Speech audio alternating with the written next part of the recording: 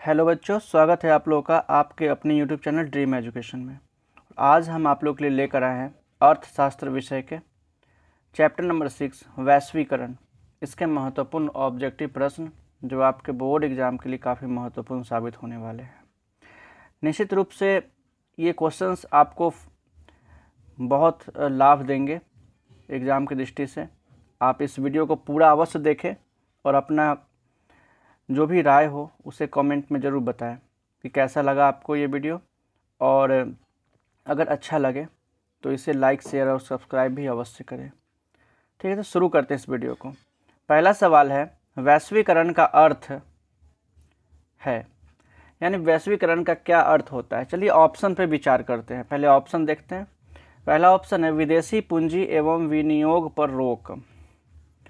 देखिए, वैश्वीकरण किसी भी तरह का आर्थिक गतिविधियों पर रोक नहीं लगाती है, तो ये ऑप्शन पहले ही गलत हो गया। दूसरा ऑप्शन देखते हैं, व्यापार, पूंजी, तकनीक, हस्तांतरण, सूचना प्रवाह द्वारा देश की अर्थव्यवस्था को विश्व की अर्थव्यवस्था के साथ समन्वय। सबसे सही आंसर है option number B. Option number B इसका सही आंसर है। अगला सवाल है, वैश्वीकरण को कहा जाता है, वैश्वीकरण को भूमंडलीकरण भी कहा जाता है। ठीक है। अगला सवाल है, वैश्वीकरण के फलस्वरूप दो देशों के उत्पादकों के बीच प्रतिस्पर्धा, ऑप्शन है कम होती है, दूसरा ऑप्शन है बढ़ती है या घटती बढ़ती रहती है। तो इसका सही आंसर हो जाएगा बढ़ती है, क्योंकि वैश्वीकरण से कई तरह की कंपनियां, एक ही प्रकार की कंपनियां मार्केट में आती है, उसके बीच प्रतिस्पर्धा बढ़ती है जिसका लाभ आम लोगों को होता है। क्वेश्चन नंबर 4 है, इनमें से क्या वैश्वीकरण का दोष नहीं है। ऑप्शन है समाज कल्याण की उपेक्षा। नहीं, ये नहीं हो सकता, क्योंकि समाज कल्याण की उपेक्षा नहीं होती वैश्वीकरण से, समाज के लिए ही होता है अच्छा। दूसरा है एकाधिकार में वृद्धि। बिल्कुल ये भी नहीं है, वैश्वीकरण एकाधिकार नहीं देता है, क्योंकि एक ही प्रकार कई कंपनियां मार्केट में अपनी प्रतिस्पर्धा करती है, अच्छे प्रोडक्ट मार्केट में उतारती है, तो ये एकाधिकार नहीं होता। आर्थिक असमानता में वृद्धि, आर्थिक असमानता में वृद्धि जो है ये भी नहीं होता है, तो इसका आंसर हो जाएगा उद्यमियों को प्रोत्साहन।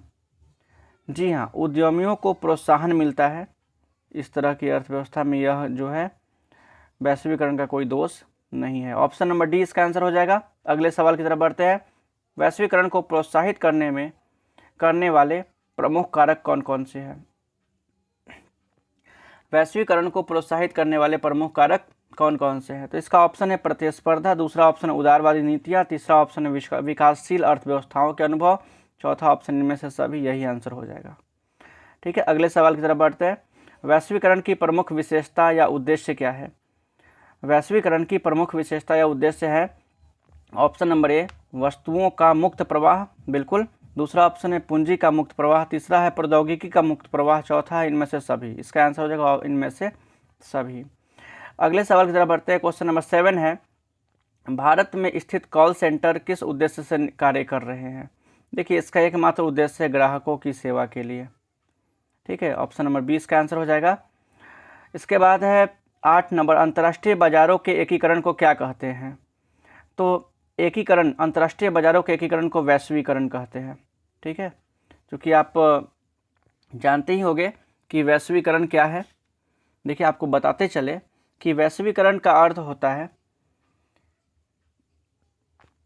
होता है निजीकरण या उदारीकरण की नीतियों को मतलब क्या करना, एक साथ इंक्लूड करके समूचे विश्व के अर्थव्यवस्थाओं को एक साथ ले आना, है ना।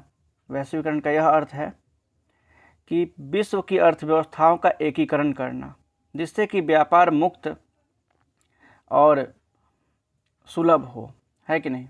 कह सकते हैं कि वैश्वीकरण वह प्रक्रिया है जिसके माध्यम से विश्व की विभिन्न अर्थव्यवस्थाओं का समन्वय या एकीकरण किया जाता है, ताकि वस्तुओं एवं सेवाओं एवं प्रौद्योगिकी, पूंजी, श्रम, मानवीय पूंजी इत्यादि का निर्बाध रूप से प्रवाह हो सके। ठीक है, उम्मीद है कि समझ में आ गया होगा। अगले सवाल की तरफ बढ़ते हैं। अगला सवाल है हमारा, विश्व व्यापार संगठन के वर्तमान सदस्यों की संख्या कितनी है, यानी विश्व व्यापार संगठन जो है उसमें वर्तमान कितने सदस्य हैं अभी वर्तमान में। तो इसका आंसर हो जाएगा 164। ठीक है, इसका आंसर हो जाएगा 164, ऑप्शन नंबर ए। अगले सवाल की तरफ बढ़ते हैं। 10 नंबर है, व्यापार पूंजी तकनीक एवं सूचना के प्रवाह से प्रोत्साहन मिलता है किसको। तो इसका आंसर है वैश्वीकरण को। ठीक है, वैश्वीकरण को। नेक्स्ट क्वेश्चन है 11 नंबर, अंतर्राष्ट्रीय व्यापार संबंधी नियमों को निर्धारित करने वाली संस्था कौन सी है। अंतर्राष्ट्रीय व्यापार संबंधी नियमों को निर्धारित करने वाली संस्था कौन सी है। तो इसका आंसर हो जाएगा, देखिए ऑप्शन है विश्व बैंक, IMF, UNO, इनमें से सभी। देखिए इनमें से कोई नहीं है, सॉरी मेरा ऑप्शन है इनमें से कोई नहीं। तो इसका आंसर है इनमें से कोई नहीं, यही आंसर हो जाएगा। अंतर्राष्ट्रीय व्यापार संबंधी नियमों का निर्धारण करने वाली संस्था कौन सी है। तो इनमें से कोई नहीं है, क्योंकि इसका हो जाएगा WTO, वर्ल्ड ट्रेड ऑर्गेनाइजेशन। इसका आंसर हो जाएगा विश्व व्यापार संगठन जो है वह व्यापार संबंधी नियमों का निर्धारण करने वाली संस्था है। ठीक है, IMF नहीं है, IMF है वर्ल्ड मॉनेटरी फंड, मतलब इंटरनेशनल मॉनेटरी फंड, यानी विश्व, यह मुद्रा कोष है। तो इसका आंसर हो जाएगा WTO, विश्व व्यापार संगठन। आगे बढ़ते हैं, 12 नंबर सवाल। सन 2009 तक विश्व की वस्तुओं एवं सेवाओं के कुल विदेशी व्यापार में भारत का अंश कितना प्रतिशत था। तो इसका आंसर हो जाएगा सिर्फ 2%, सिर्फ 2%। अगला सवाल है 13 नंबर, जब एक विशालकाय भवन को बाजार के रूप में बदल दिया जाता है तो वह क्या कहलाता है। एक विशालकाय भवन को बाजार के रूप में बदल दिया जाता है तो वह क्या कहलाता है, उसको कहते हैं शॉपिंग मॉल। नेक्स्ट क्वेश्चन है, किस अर्थशास्त्री ने उदार आर्थिक नीति का समर्थन किया था।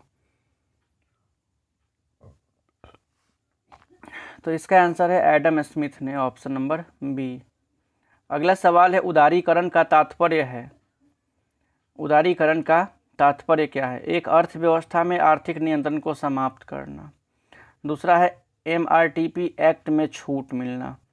तीसरा ऑप्शन है निजी क्षेत्र के उद्योगों का विस्तार, या इनमें से सभी।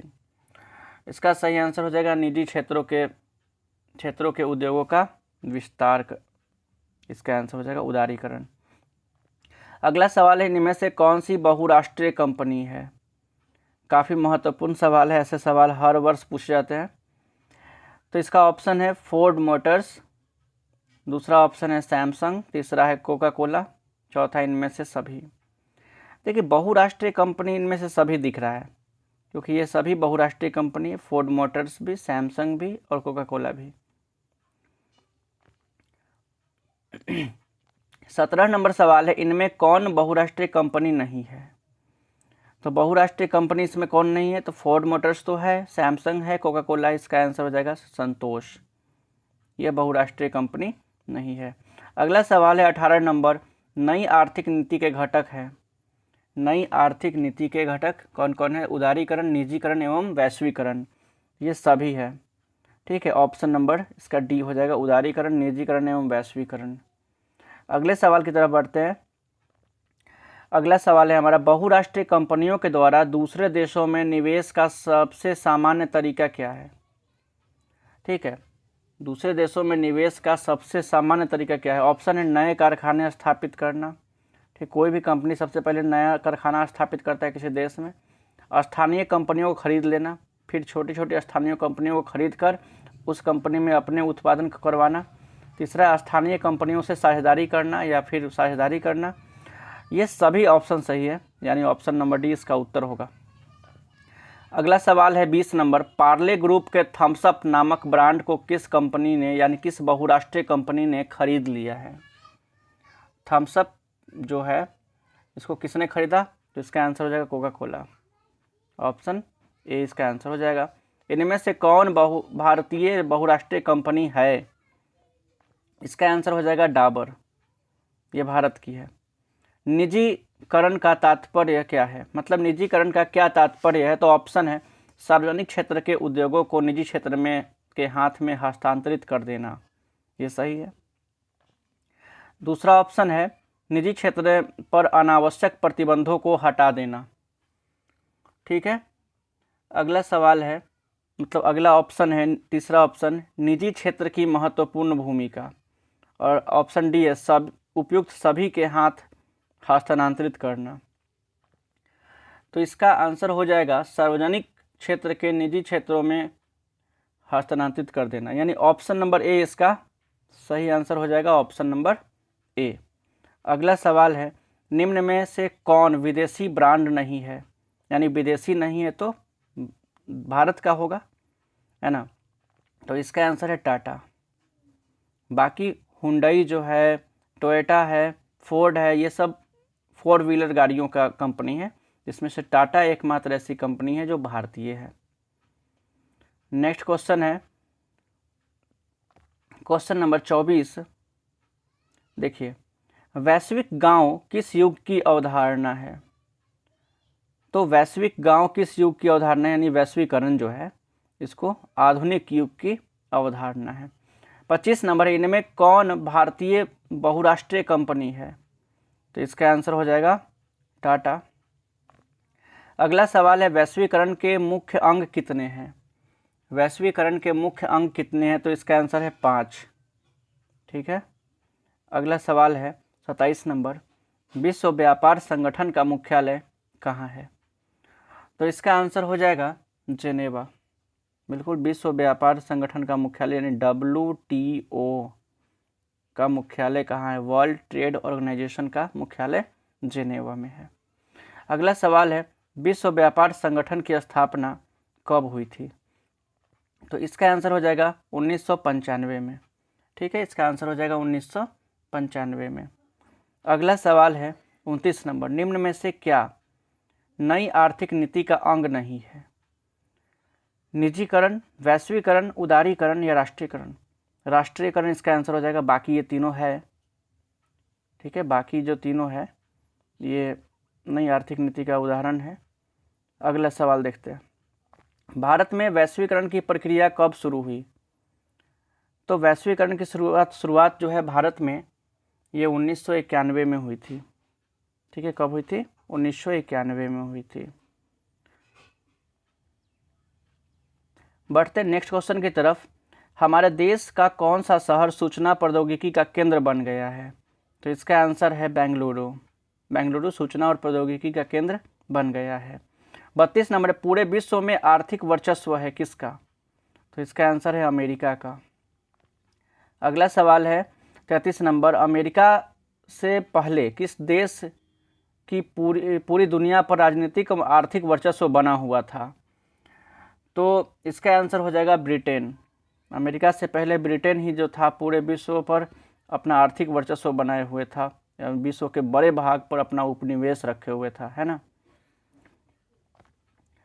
इसके बाद है 34 नंबर, वैश्वीकरण से बिहार के किस उद्योग को सर्वाधिक प्रोत्साहन मिला है? तो इसका आंसर हो जाएगा पर्यटन उद्योग।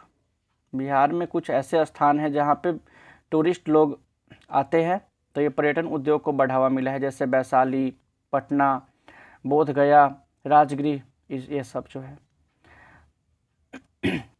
35 नंबर है, वैश्वीकरण का सबसे नकारात्मक प्रभाव किस क्षेत्र में देखा गया है? तो इसका आंसर है कृषि एवं ग्रामीण क्षेत्रों में। कृषि एवं ग्रामीण क्षेत्रों में इसका नकारात्मक प्रभाव पड़ा है। आगे है 36 नंबर, निम्न में से किस राज्य में आधार संरचना के कारण वैश्वीकरण का प्रभाव कम हुआ है? तो इसका आंसर है बिहार में। बिहार में आधारभूत संरचना कृषि है और इसका वैश्वीकरण से इसका कोई ज़्यादा लाभ बिहार को नहीं हुआ है। बिहार को सिर्फ और सिर्फ पर्यटन में ही लाभ हुआ है। ठीक है, आगे बढ़ते हैं, बिहार में कितने प्रतिशत निवेश में वृद्धि हुई है? निवेश में वृद्धि हुई 147% की वृद्धि दर्ज की गई है, जो काफ़ी अच्छा है। आगे है 38 नंबर, नई आर्थिक नीति में किसे सम्मिलित नहीं किया गया है? तो इसका आंसर हो जाएगा नियंत्रित अर्थव्यवस्था। नियंत्रित अर्थव्यवस्था जो है नई आर्थिक नीति में शामिल नहीं है। बाकी उदारवाद, वैश्वीकरण, ये सब है। अगला सवाल है 39 नंबर, आर्थिक सुधार संबंधी नवीन आर्थिक नीति कार्यक्रम कब शुरू हुआ? तो इसका आंसर हो जाएगा जुलाई 1991 में। अगला सवाल है एलपीजी का अर्थ। एलपीजी का अर्थ क्या है? अच्छा, एलपीजी का अर्थ क्या है? वो एलपीजी गैस सिलेंडर वाला नहीं है। यहाँ पे एलपीजी का अर्थ है उदारीकरण, निजीकरण एवं वैश्वीकरण। ठीक है। अगला सवाल है भारत सरकार ने नई आर्थिक नीति कब अपनाई? इसका ऑप्शन बी आंसर हो जाएगा 1991 में। देश की कितनी प्रतिशत जनसंख्या मूलभूत सुविधाओं से वंचित है? तो इसका ऑप्शन है हमारे पास, ऑप्शन ए है 80%, ऑप्शन बी है 85%, ऑप्शन सी है 70% या ऑप्शन डी है 75%। तो इसका सही आंसर हो जाएगा 85%। अगला सवाल है 43 नंबर, देखते हैं। बिहार नहीं है, समाज के ऐसे वर्ग समूह जो सामान्य उपभोग की सुविधाओं से वंचित होते हैं क्या कहलाते हैं? आम आदमी कहलाते हैं, जिसमें सरकार से इनकी आकांक्षाएं होती है, जरूर उम्मीदें होती है। 44 नंबर है the great Indian middle class, ये एक बुक है, को किसने कब प्रकाशित किया? तो इसका आंसर हो जाएगा 2006 में।